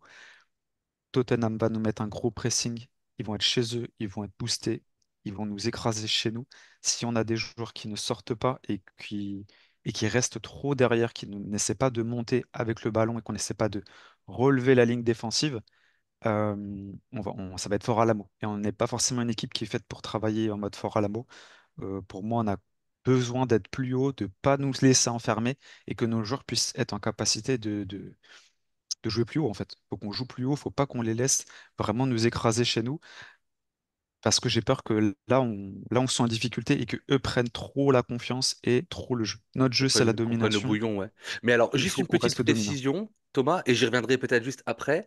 Ouais, Demander à un latéral de se cantonner à son côté ne veut pas dire demander à un latéral droite ou gauche de ne faire que défendre. Tu peux évoluer dans un schéma mais t'as raison. avec une défense à 4 à plat, où tes latéraux t'apportent aussi d'un point de vue offensif. Mais moi, j'y reviendrai avec ma compo Yes, pas de tout à souci. la fin. Mais j'entends bien. En tout cas, Thomas, Hmm. tu as une compo, un hausse de départ qui est quand même au milieu de terrain ultra euh, expérimental.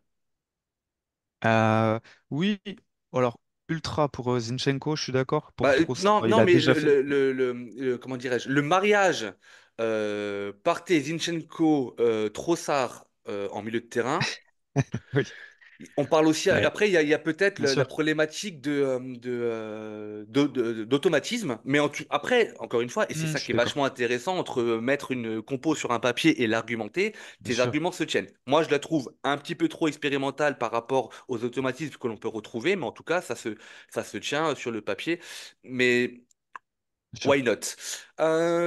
Allez, on change un peu l'ordre. Jonathan, tu te lances? Yes. Bon, partez, de toute façon, 6, ça, je pense que c'est Ouais, de toute pas. façon, on a dit qu'on n'en Voilà, discutait pas, tout pareil. le monde le met, et voilà. Et je pense que même Martinelli, tout le monde va le Exactement. mettre, à mon avis. Je peux me tromper, mais à mon avis, tout le monde a mis Martinelli. Ah non, Ah non, bah non, bah alors non, non. vas-y. Vas-y, envoie. Euh, Moi, Zinchenko au milieu, ça me branche bien aussi. On avait déjà un peu discuté avec Ouais. Louis cette semaine et avec Thomas aussi. Moi, je vois bien Zinchenko. Zinchenko, ce qu'on lui reproche, c'est les tâches défensives. C'était un peu le cas de Granit Xhaka dans la saison 21-22. Mm. Et en saison 22-23, quand on l'a mis en 8 à gauche et qu'on lui a un petit peu enlevé toutes ses responsabilités défensives, il a vraiment pu se tourner beaucoup plus vers l'avant. Il a fait une saison avec un nombre de buts, je ne sais plus combien il a marqué de buts. Je crois qu'il a mis un doublé lors de son dernier match à l'Emirates, Oui. le dernier match de la saison. Et il s'est vraiment épanoui et libéré complètement. Et j'ai l'impression que c'est un peu le même genre de choses qui retient Zinchenko de briller. C'est ses replis défensifs. Donc, de toute façon, avec la situation, il va falloir expérimenter, hein. Que ce Oui, soit c'est ce que j'allais Zinchenko, dire. tout Ouais. ça, il Mm. n'y a pas Oui. le choix. Donc, moi, je donnerais bien la chance à Zinchenko de pouvoir, voilà, en créateur à la place d'Odegaard. Ça me, ça, je- pour moi, c'est la bonne solution. Par contre, à la place de Trossard, donc en 8 à gauche, moi, ce serait plutôt Kai Havertz. Il faut savoir que depuis qu'il est au club, il a passé 60% de son temps à cet endroit-là. Alors c'est vrai que c'est dommage de se c'est dommage de ne pas l'avoir en avant-centre parce que depuis le mois de mars de l'année dernière, c'est un des avant-centres les plus prolifiques derrière Haaland, je pense. Mais bon, là, c'est un petit peu exceptionnel. On parle vraiment d'un match. Ok, parce que même si Odegaard n'est pas là pour le reste, on aura quand même le retour de Declan Rice. Ça pourrait peut-être s'équilibrer différemment. Mais moi, j'aurais mis Kai Havertz à cet endroit-là. Ok. Et du Alors, est-ce coup, qu'on. il reste. Ouais, va au bout, vas-y. On y reviendra Et, après pour et, et, échanger, mais et, et il te du reste deux coup, postes. ailier droit, on touche pas comme d'habitude. Si Jesus est de retour, Jesus au centre. Ok. Sinon, ce sera Trossard. Et donc là, pareil, Kai Ouais. Havertz et Trossard peuvent dovetail ensemble. Et à gauche, j'adore Mm. Martinelli. Mais Mais tu mets pour Sterling. moi, je vais mettre Sterling. Il faut les rêver. Il faut qu'il y ait un déclic. Il faut qu'il y ait quelque chose qui se passe. Parce que c'est bien. Kai Havertz, il a réussi à percer avec nous l'année dernière parce que Arteta lui a fait confiance et tout à son honneur. Martinelli, on sent un petit peu la même patience avec lui. On lui donne du temps, on lui donne des opportunités, mais ça marche pas, quoi. Donc Sterling côté gauche, why not? Je suis curieux de voir ce que ça peut donner. Et Trossard, pareil, il est top quand il rentre, quand il sort du banc à la 70e, quand Martinelli a bien fatigué son défenseur. Mais c'est vrai que quand il commence, on a toujours du mal à voir le bon côté. Ouais. Donc, Il est plus donc Turpin que Saka, Trossard quand il commence, en fait. C'est. donc Saka, Jesus, Sterling. Ouais. Ok, c'est noté. Louis? Allez, du coup c'est bien parce que moi je vais partir sur une troisième compo différente. Parfait. Alors pour milieu de terrain, tout le monde, je suis un peu comme d'accord avec tout le monde. Je pense qu'on garde Partey. Mhm. Sur on va dire le choix du numéro 8, je garde Trossard comme Thomas. Parce que trop à la différence de Martinelli, Martinelli a besoin de beaucoup d'espace pour briller. Trossard brille dans les petits espaces. Et je pense qu'on va être en difficulté dans l'impact physique au milieu de terrain. Et le meilleur moyen de contrer cet impact physique, c'est d'avoir l'impact technique qui va nous sortir un peu de ce pressing et de cet étau du milieu de terrain de Tottenham. Et je pense que Trossard a le profil et les qualités pour faire la différence dans les petits espaces du milieu de terrain et se projeter en avant. Parce que Partey, on sait, au niveau, enfin, pour faire les courses, ça devient un peu compliqué. C'est la problématique du double pivot Partey Jorginho, c'est le manque de jambes évident. Donc, Trossard aurait, sur cette pointe haute du milieu de terrain, il aurait la faculté de se retourner, de faire la différence dans le milieu de terrain. Et à côté de lui, eh ben, moi, je lance Nwaneri parce que on a fait partir Fabio Vieira et Arteta a justifié le départ de Fabio Vieira en disant on a fait partir Fabio parce que Nwaneri était maintenant devant lui dans la hiérarchie. Donc Fabio Vieira était juste derrière Odegaard dans la hiérarchie, donc ça veut dire que Nwaneri, dans la logique des choses, est le backup de Odegaard. Donc, si je me fie à ça et dans la logique des choses, pardon, et si j'applique bêtement et simplement le process de, on va dire, de remplaçant et de backup, et ben j'aligne Nwaneri. Alors certes, le contexte est compliqué. Certes, c'est peut-être pas le bon moment de le lancer, mais c'est peut-être le coup de poker aussi d'Arteta qui pourrait. Personne n'attend vraiment Nwaneri. Est-ce que c'est pas justement le bon moment pour le lancer? Est-ce que c'est pas le bon moment pour lancer une carrière? Est-ce qu'un jeune qui est formé au club n'a pas justement la rage de jouer contre Tottenham chez eux? Ça aussi, c'est un paramètre qui peut s'appliquer. Et je pense que réellement, il peut avoir un impact comme Foden a eu un impact à City. Je pense qu'on a un véritable joyau. Et que Arteta doit aussi. Arteta a l'équipe la plus, en termes de profondeur, les plus petites de Première Ligue, 22 joueurs, je crois. 24. 24 joueurs. 22? Donc 22? 22 ou 24, 22. une petite 22. vingtaine, 22, ouais. Donc, il n'y a pas 36 solutions. Comme on l'a dit, on a beaucoup de joueurs polyvalence, mais ça veut dire que si on déshabille Pierre, bah, c'est pour pas, enfin, pour éviter d'habiller Paul. Donc moi, je lance Nwaneri parce que je pense que le contexte est compliqué, mais on va voir de ce qu'il a dans le ventre. Et c'est un baby gunner, et le match contre Tottenham, et il va avoir les crocs, et bah, c'est son poste. Tout simplement, à la place d'Odegaard, c'est son poste. Il a joué là en pré-saison quand Odegaard était aussi sur le banc un peu pour faire tourner. Donc moi, je lance Nwaneri. En attaque, je mets Havertz en pointe, avec beaucoup de permutations entre Trossard et Havertz, parce que les deux peuvent pas mal permuter. À droite, je garde Saka, et à gauche, je suis d'accord avec Jonathan, je mets Sterling, tout simplement parce que Martinelli, ça fait 6 mois qu'il met plus un pied devant l'autre, et qu'au bout d'un moment, le principe de concurrence doit s'appliquer. Martinelli actuellement ne mérite pas d'avoir sa place de titulaire. Donc je mets Sterling, parce que je pense que Sterling, surtout avec la trêve internationale, il a pu pas mal bosser à l'entraînement, etc. Donc je pense que il doit avoir les jambes pour jouer. Le seul point qui pourrait jouer en la faveur de Martinelli, c'est qu'on sait que Tottenham aime jouer très haut, avoir une ligne très haute, et ce qui libère beaucoup d'espace. Et Martinelli a besoin de beaucoup d'espace pour jouer. Et on l'a vu depuis le début de saison, même quand il a beaucoup d'espace, dans le dernier geste ou dans la prise de décision, c'est souvent compliqué. Donc je mets Sterling pour sa faculté en 1v1 et pour sa faculté aussi à briller dans les petits espaces. Ok, bah ça se tient la route. Je Juste pour vais. clarifier, donc, pardon, on est bien à 22 joueurs, mais ça ne prend pas en compte Nwaneri ni Louis Kelly, hein. Ouais, Ok. c'est Donc, ça. potentiellement 24 enfin, C'est ça. si je Oui, veux oui, c'est l'équipe ça. première. Mhm. Alors, moi, je vais juste rebondir sur. Enfin, je vais rebondir sur ce que vous avez dit pour argumenter ma compo. Attachez-vous bien, messieurs. Kieran Alors, Tierney, arrière non, gauche. déjà, je remets 30 millions sur la table et Mikel je, ra- et je, et Arteta, je- et je arrière. rachète Ramsdale et je mets Ramsdale Ramsdale en titulaire. pointe. Tu mets Ramsdale en pointe. Ouais, voilà. Non, alors, moi en milieu, alors moi je joue en 4-2-3-1.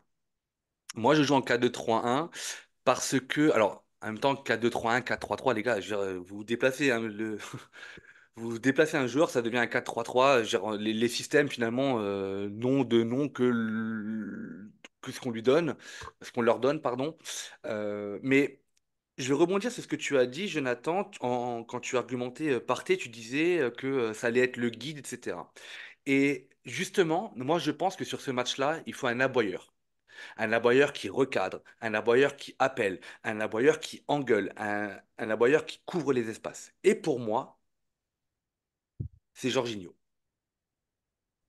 Jorginho qui couvre les espaces. Jorginho qui aboie, qui guide. Parce que Jorginho, Oui, là-dessus, oui. il a cette capacité, avec l'âge qu'il a, de jouer intelligemment et de pas courir partout. Il n'a plus le physique pour. Et on l'a même vu. Moi, j'ai toujours ce match référence qu'il a fait, où il n'avait pas joué pendant X temps. Il est titulaire contre Liverpool, il termine man of the match. Et il a fait un match juste de ouf. Et moi, je m'appuie là-dessus Encore une fois, je ne vois pas les entraînements, etc. Mais moi, je m'appuie là-dessus en disant, il a l'expérience pour faire ce côté aboyeur, jouer avec l'intelligence que son âge lui, lui permet d'avoir. Et il va pas aller courir à gauche, à droite, il va plutôt placer ses milieux de terrain et rester un petit peu en sentinelle, un peu plus basse que Partey, mais pour faire un double, vous appelez ça un double pivot, moi, ouais, voilà, pour jouer avec 2-6. Donc moi, j'évolue en 4-2-3-1 et je mets la paire Jorginho-Partey en double 6. Ensuite, encore une fois, je le répète, on n'est pas là pour se mettre dans la peau d'Arteta, mais c'est ce qu'on imagine. Mais derrière, on est obligé de tenir compte de l'historique. Et Havertz est devenu tellement, je vais pas dire l'électron libre, mais le monsieur bouge-trou et confiance d'Arteta, que pour remplacer Ødegaard, moi je mets Havertz en milieu haut. Et je le mets pas en pointe. Ça m'embête de ne pas mettre en pointe parce que là, je te rejoins, Thomas. Moi, je pense qu'il est en feu et que son vrai poste chez nous, ça sera en neuf. Mais que là, pour combler les manques, on va devoir le. Moi, je le descendrai dans un rôle de meneur de jeu, sachant qu'il est capable d'aller jouer en 9,5, mais de redescendre. Parce que rappelons-nous aussi que même lorsqu'il évolue en 9, c'est quand même un joueur qui a le coffre physique pour venir défendre quasiment jusque dans les 20 mètres de notre défense. Donc, il a le coffre physique pour défendre et pour attaquer. Donc ça, c'est mon milieu un petit peu. Donc, je répète, je mets Timber parce que Calafiori n'est pas à 100%. Donc la ligne de 4, on lâche. Mais Jorginho partait devant la défense. Je mets Havertz un peu devant. Saka, on n'en discute pas. À gauche, je mets Martinelli pour les raisons que j'ai expliquées avant. Et même sur Twitter, sur X, sur la publication des artilleurs, j'en en avais parlé avec Jonathan et Thomas. C'est que pour moi, la valeur sûre défensive, même si j'entends ton argument, Jonathan, en disant que ça reste un joueur offensif, mais moi, je pense que Martinelli, pour courir les espaces, c'est le joueur, le latéral, le joueur offensif de côté, le plus à même de couvrir les espaces. Et après, j'attends de lui qu'à un moment donné, il se réveille. Et s'il se réveille pas, on pourra toujours faire rentrer le super sub Trossard, qui pourra éventuellement faire la différence sur les 20 dernières minutes, parce que de toute façon, on sait très bien qu'Arteta ne fera pas de changement, sauf blessure ou sauf catastrophe extraordinaire où tu es mené 4-0 à la mi-temps, Arteta ne fera pas de changement à la mi-temps, il les fera dans les 20 dernières minutes. Et enfin, peut-être la petite surprise pour vous, moi je mets Sterling en neuf. Alors ce n'est pas son poste, et j'explique pourquoi. On a tous vu les vidéos de Sterling en feu à l'entraînement pendant la trêve internationale. Et en fait, si vous vous rappelez bien, dans les matchs que l'on joue, lorsqu'on effectue un pressing haut, c'est souvent Ødegaard qui donne le top en numéro un, avec Havertz, puis les deux excentrés qui vont presser haut. Et dans mon schéma tactique, je vois bien Sterling, petit nerveux, physique, rapide, d'aller emmerder les défenses avec Havertz qui est juste derrière lui, qui va garder son rôle de numéro 2 dans le pressing avec Martinelli et Saka qui poussent. Moi, je partirais plutôt là-dessus. Pourquoi? Parce que ça m'équilibre plus l'aspect défensif. Et je pense que vu qu'on va prendre le bouillon, il faut qu'on tienne au moins la mi-temps sans avoir pris un pion. Même si c'est 0-0 à la mi-temps, on a encore toutes nos chances. Moi, j'ai vraiment peur que on prenne un bouillon pas possible et que de par soit une composition un peu trop expérimentale ou soit par un système de jeu qui ne conviendrait pas, où on a un latéral intérieur qui va libérer les espaces, etc., qui moi m'embête un petit peu. Enfin, pour revenir à ce que tu disais, Thomas, sur la partie latérale où on lui demande de faire que son métier, l'apport des latéraux lorsque tu as le ballon, l'avantage de jouer avec 2-6, Partey et Jorginho, c'est que moi j'imagine bien Partey sur des phases pas arrêtées mais construites où on repart de derrière.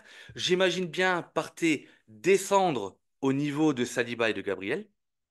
Vous me dites si vous ne me suivez pas, hein, parce que là, je vais un peu loin. Mais Gabriel et Saliba qui s'excentrent un petit peu, ce qui permet à Timber et à White de monter. Donc, du coup, même en cas de perte de balle, tu restes à 3 derrière. Les latéraux ont le temps de revenir, mais du coup, tu crées le surnombre sur les côtés. Voilà un petit peu ce que moi j'imagine, pas à la place d'Arteta, mais c'est ce que moi je ferais. J'ai l'impression que ça nous donnerait plus de certitude défensivement, sachant que après, encore une fois, en fonction du scénario du match, si Martinelli ne répond pas présent ou si tu es mené, tu es capable de faire entrer super sub Trossard. Euh, Tu es capable de mettre Sterling comme un deuxième attaquant, encore une fois, si tu es mené. Tu es capable, si Sterling physiquement ne tient pas, d'aller rajouter Gabriel Jesus, qui doit, je l'espère, s'il n'est pas blessé ou s'il n'a pas un ongle incarné, de tenir 20 minutes, une demi-heure. Voilà un petit peu comment moi j'imagine la chose. Alors du coup, Et donc, messieurs, tu paries sur le fait que Partey, Jorginho tiennent tous les deux les 90 minutes? alors je suppose que Jorginho, avec si il joue comme moi je l'entends avec son intelligence et plus dans le placement que en courant partout, je suppose que oui. Et de toute façon, le milieu de terrain changera. Les trois du milieu de terrain, il y en a au moins un, voire deux qui seront changés, quel que soit le milieu de terrain que l'on propose, que ce soit un Partey Trossard Zinchenko, Partey Havertz Nwaneri, Partey Trossard Nwaneri. Je suis persuadé que les changements s'effectueront tout d'abord dans le milieu de terrain. Parce que Timber, est-ce que Timber, il a le coffre pour jouer 90 minutes? Il a joué 30 minutes le premier match avec la Hollande et il est rentré à la mi-temps le deuxième match. On peut pas dire que c'est quelque chose qui donne confiance dans Non, la mais c'est vrai qu'il peut capacité être, il physique. peut être remplacé. Il peut être remplacé par Calafiori ou il peut être remplacé par Kivior, il peut être remplacé par Zinchenko à la limite. Alors que si tu Tu mets peux. deux milieux défensifs, Zinchenko, enfin, d'un côté de Jorginho et d'un côté Partey, les deux tu risques d'avoir les deux cramés parce que même si ce que tu dis par rapport au jeu enfin le jeu avec ballon, il va y avoir du jeu sans ballon Bien sûr. où on va avoir besoin de presser, où on va avoir besoin de remonter parce que ils savent jouer avec le ballon, ils savent dominer un match. Ils l'ont fait contre Newcastle, même s'ils ont perdu, ils ont quand même dominé le match. Il va devoir courir, de toute façon, à un moment donné, qu'il le Ah veuille ou bah, non. Et ce que tu vas te retrouver, c'est que 70e, 80e, Jorginho et Partey cramés parce que de toute façon, ils vont devoir courir à un moment donné. Et du coup, c'est là, tu dois remplacer deux milieux défensifs alors que tu as déjà, entre guillemets, pris ta profondeur. Moi, je vois plutôt Jorginho venir remplacer Partey à la 70e ou à la 80e et un Calafiori venir remplacer un Timber à la 70e ou à la 80e parce qu'on sait qu'il va y avoir du rythme, ça va courir et que bah, on est obligé de voir en fonction du banc, quoi. Et c'est vrai que et du j'ai, scénario du j'ai- match finalement. oui, oui, c'est ça. Et je pense que j'espère qu'on mènera à la 70e à la 80e, que ça va faire tourner côté Tottenham parce que eux, ils auront aussi pas mal d'armes offensives à faire rentrer et qu'il va falloir tenir aussi ces 20 dernières minutes. Et si on a une équipe qui est cramée, ouais, c'est plus ça ma crainte. Et tu as raison de dire que Timber il tiendra pas tout le match. C'est pour ça que Calafiori ou Kivior aussi sont derrière, à mon avis, pour être là pour remplacer, parce qu'ils sont prêts à prendre ce poste derrière gauche, à bien tenir défensivement. Mais en 6 malheureusement, on n'a pas non plus. Moi, c'est Non. plus ça que je. Et on se rappelle de la saison dernière où on menait 3-0 à la mi-temps Mhm. et on n'est pas passé loin de la correctionnelle en seconde, hein. Donc c'est pour ça que Ouais, les 20 dernières minutes, hmm. faudra être béton. Mais c'est intéressant ce débat justement sur le double pivot Partey Jorginho parce que là on débat sur le 11 de départ mais aussi la question du banc. Qui va être sur le banc du coup pour ce match-là? Quel profil va être sur le banc? Et Hmm. quelles options on pourrait avoir sur le banc? Parce qu'au final, on n'a pas beaucoup d'options actuellement. Enfin, si on a des options, mais c'est expérimental. Et ce qui fait que sur le banc, ça va être encore plus expérimental du coup Ouais, ouais, t'as raison. parce que bah on a par exemple le jeune Lewis Kelly qui peut jouer au milieu de terrain et qui peut jouer arrière gauche. Est-ce que au final lui aussi il n'y aurait pas cette chance de jouer 5-10 minutes en tant que milieu défensif? C'est une possibilité. Est-ce qu'il est prêt? On ne sait pas. Arteta a utilisé pas mal de jeunes dans la pré-saison. Est-ce qu'il va continuer de les utiliser ou est-ce qu'il va pas les utiliser? Là aussi, ça sera aussi une réponse, une indication manche. Parce que si on prend l'effectif, là je suis sur l'appli d'Arsenal, si on prend l'effectif, bon les gardiens on s'en fout un petit peu. Bon Tierney il est clairement pas apte, White Gabriel ça joue, Timber ça joue, il y a Kivior, Kivior il est apte. Je crois que Tierney est apte, hein, parce qu'il est de retour à l'entraînement Ouais mais depuis. alors Non, ouais non, mais il a pas repris avec le groupe. Ah, ok. Non, Il de est toute en façon, reprise individuelle là pour Ouais, ouais, faut, l'instant. faut lui ouais, laisser le temps, hein. Sinon, il est reparti ça pour deux fait, ans. ça fait 6 mois qu'il est en reprise individuelle, quoi. Ouais, mais déjà, on a mis du temps à savoir ce qu'il avait quand il s'est blessé à l'Euro, hein, donc voilà. Arrêtez avec Mais moi, j'aime Tierney, j'aime bien, hein. beaucoup Moi, j'aime Tierney, bien. moi. Mais pour moi, si ce mec-là, il est pas blessé, pour moi, c'est notre arrière-gauche, hein. Qu'est-ce qu'il y a, Thomas? T'as quelque chose à dire? Du coup, Kivior, Je dirais rien. messieurs là qui suivent les actualités jour après jour d'Arsenal, est-ce que Kivior il est apte ou pas? Ouais, Oui, Ok, donc il sera sur le banc. Zinchenko, il est apte. Si on ne le fait pas rentrer, il est sur le banc. Tomiyasu, il est encore un peu blessé, je crois. oui. ouais. Ok, Calafiori, il sera sur le banc à coup sûr. Milik, je n'en parle pas. Après, on a des attaquants, Jesus, Trossard, Sterling, et après après on a les jeunes. Ouais. Donc ça Ah oui, mais Incertitude va. Jesus. oh, Incertitude Jesus aussi, quoi. ouais, Ouais, C'est pas ouais, ouais, encore après, acquis, ouais. quoi. après je pense que Jesus sera sur le banc. Parce que de toute façon, il nous manque déjà des joueurs. Il manque Merino, il manque Rice, il manque Ødegaard. Donc, à un moment donné, même si c'est pour jouer 5 minutes, il va le mettre sur le banc pour faire le nombre. Mais si vraiment on doit peiner sur le milieu défensif, après, Zinchenko peut faire ce job-là aussi, hein. Ouais, là, c'est l'expérimental de l'expérimental aussi. Autant Zinchenko en 8 ou un peu plus haut sur le terrain, oui, mais milieu défensif, en Bah, termes. c'est justement ce qu'on veut lui enlever. Hmm. C'est justement tout ce côté défensif et de. Ouais, moi, ce que je vais l'enlever, c'est le côté latéral et le côté. Alors, lui, là, du coup, il n'y peut rien, mais moi, c'est. Et vraiment, je vais faire un épisode là-dessus parce que pour moi, ce poste de latéral inversé, euh, moi, il y a un truc qui, pour moi, est parlant. L'année dernière, quand Rice il jouait dans l'axe, il a enchaîné les man of the match. Sur le début de saison, et je crois que, on va dire, 2 matchs sur 3, il était homme du match. Cette saison, on lui demande de faire du Granit Xhaka, d'aller chercher les espaces, etc. Il n'y a pas une fois où il a été homme du match, hein. Si, si, il a été homme du match plusieurs fois la saison dernière Non, non, mais en 8. mais moi je te parle de cette année.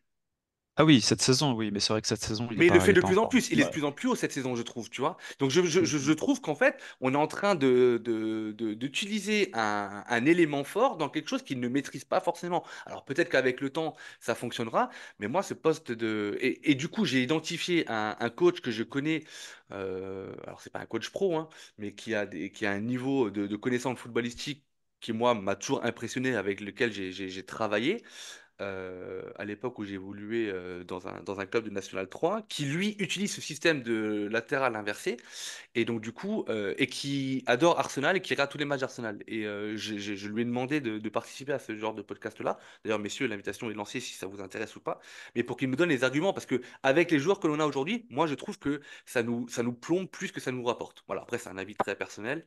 Et oui, Jonathan. juste Raoul, tu parlais, tu as une petite frustration de où joue Rice. Mais bon, enfin, pour moi, l'achat de Merino, c'est pour 8 à gauche. Donc, à Mm. ce moment-là, Rice Reste reprendra sa descend. position de 6. Alors, Mm, ils ont bien sûr tous de la polyvalence, et c'est très bien. mhm. Mais pour moi, le blueprint de ce milieu, ce serait Rice en 6, Merino à À gauche, gauche. Odegaard à droite. Oui, Mm. je pense que là, si Rice est toujours en 8, c'est par défaut, plutôt qu'une vraie volonté d'Arteta, je Mm. pense. Je suis assez d'accord. Mm. Ouais, ouais, Mm, mm. pourquoi pas. Du coup, Mais cela dit, je pense que Rice peut faire un très bon 8. Je Il a pense été. qu'il peut faire, il- il peut être un excellent, enfin, un excellent milieu qui sait attaquer les espaces. Je pense qu'il a montré qu'il savait le faire.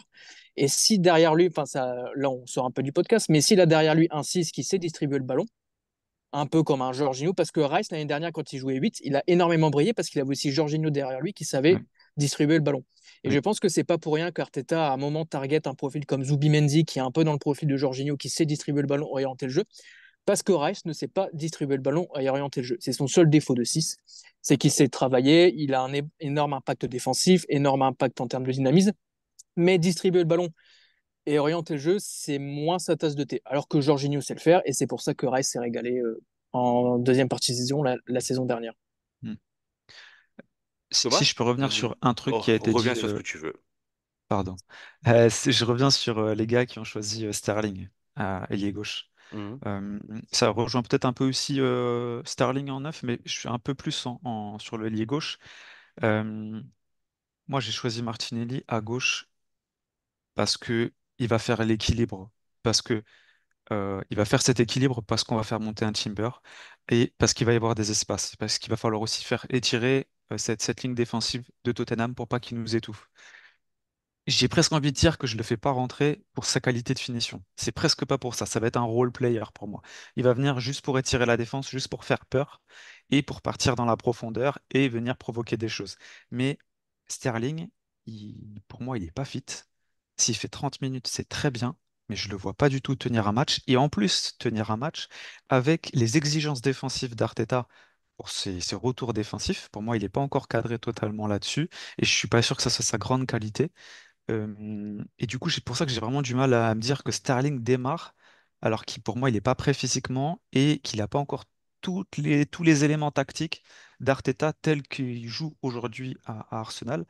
Et ça rejoint un petit peu ce qu'on peut se dire avec le Sterling en neuf, c'est-à-dire que Sterling en neuf, ça veut dire gros pressing, très gros volume physique. Havertz, quand il est en neuf, il galope. Jesus, quand il est en neuf, il galope. Et Sterling, au bout de 30 minutes, pour moi, il sera cramé s'il fait ce travail-là et s'il a cette responsabilité-là. Pour moi, Sterling, il sera intéressant à la 70e pour remplacer un Martinelli, pour remplacer un Saka, parce qu'il pourra faire les efforts sur ce temps-là. Mais je pense que Sterling titulaire, euh, que ce soit lié gauche ou même en neuf, pour moi, ça prend pas suffisamment en compte le fait qu'il est pas, pour moi, il n'est pas encore prêt Ah, moi, c'est physiquement. mon coup, moi, c'est mon coup de poker hein, sur ma compo, c'est Ouais. clairement ça, hein. Pourquoi tu mets pas Trossard en neuf, du coup? Parce que avec ta composition, j'aurais bien vu Trossard en neuf. Parce que Trossard, je fais vraiment un blocage sur Trossard titulaire. Vraiment. D'accord. Ok. C'est, c'est, Ouais, je comprends. c'est Il Turpin. est... C'est Turpin. Quand il est titulaire, c'est Turpin. Et quand il est, quand il rentre en super sub, bah, c'est Trossard qu'on aime voir. Mais après, tu Mm, vois, c'est des blocages qui sont très très cons. mm, ouais. Mais Bon, voilà. L'année dernière, titulaire, euh, Trossard, c'est 4 buts en 8 matchs. Donc même quand il est pas très bon, il reste quand même décisif. Et c'est ça que je trouve intéressant avec lui, c'est que c'est vrai qu'il est pas toujours très bon, mais il a toujours ce côté une action, un but, une frappe, un but.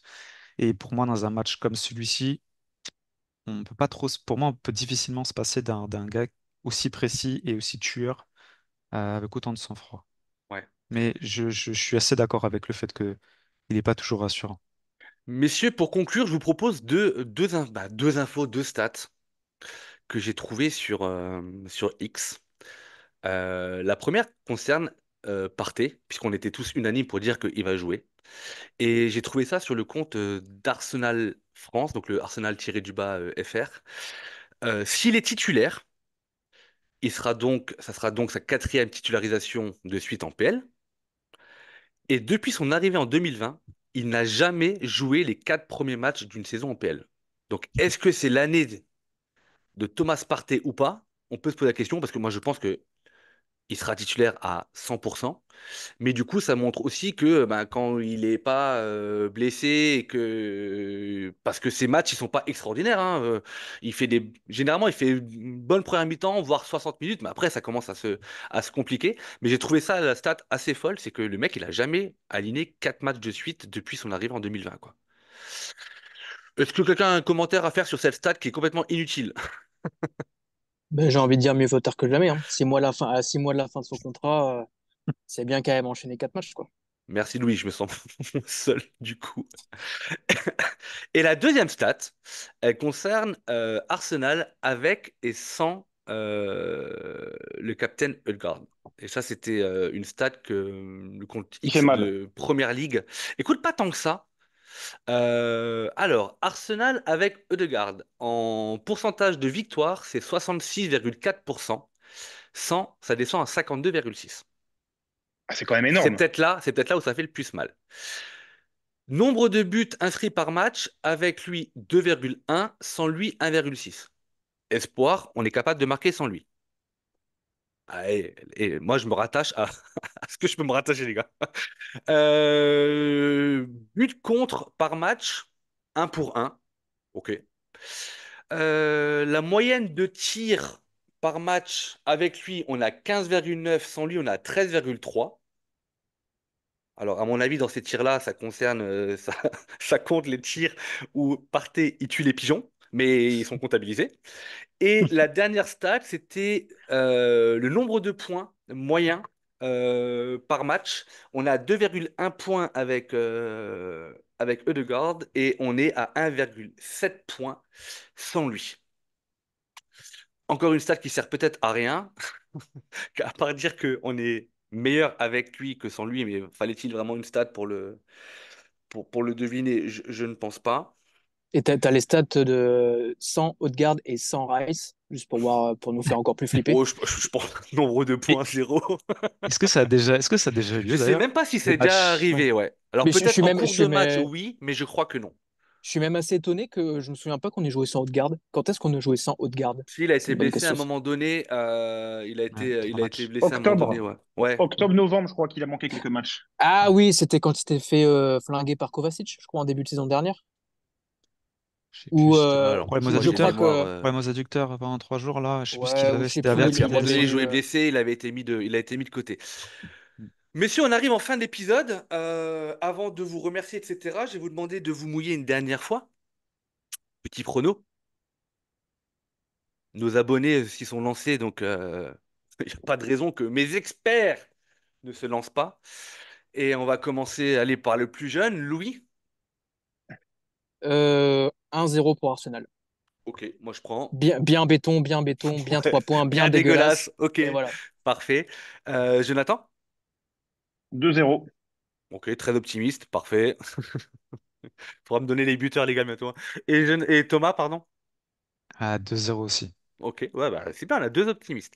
Je tenais juste à profiter des quelques secondes qu'il me reste dans cet enregistrement, puisqu'on est en période de derby, pour inviter nos abonnés à, déjà de façon générale, à aller écouter les podcasts Les Artilleurs, parce que moi j'en suis fringant et qui sont toujours hyper bien Merci. documentés, notamment quand Jonathan intervient, mais même de façon très générale. D'ailleurs, le dernier épisode sur qui dirige Arsenal, je vous l'ai dit en privé, mais bravo pour le travail de recherche, Jonathan, que tu as fait pour l'animation, Thomas. Euh, Mais vous avez fait un épisode il y a de ça quelques mois sur l'histoire de la rivalité entre Arsenal et Tottenham. Et Oui. j'en avais déjà parlé sur un précédent podcast. Je ne connaissais pas cette histoire-là, pas en entier en tout cas, parce que ça remonte très très loin et on va pas divulguer les raisons, mais je vous invite vraiment à aller l'écouter si ça n'a pas été fait déjà, parce que c'est super intéressant et que on comprend beaucoup plus de choses après l'avoir écouté. Il me reste à vous remercier, messieurs, pour votre participation. C'était bien cool. Je vous souhaite Merci à toi, Raoul. 2 jours en Merci. avance un excellent derby. Bon podcast, Thomas. Je sais que tu enregistres ce soir sur un Oui. thème qu'on tait pour le moment. Et puis, je vous embrasse très fort. On embrasse les abonnés. Et puis, plein de gros bisous. Ciao, ciao. Ciao. Merci beaucoup.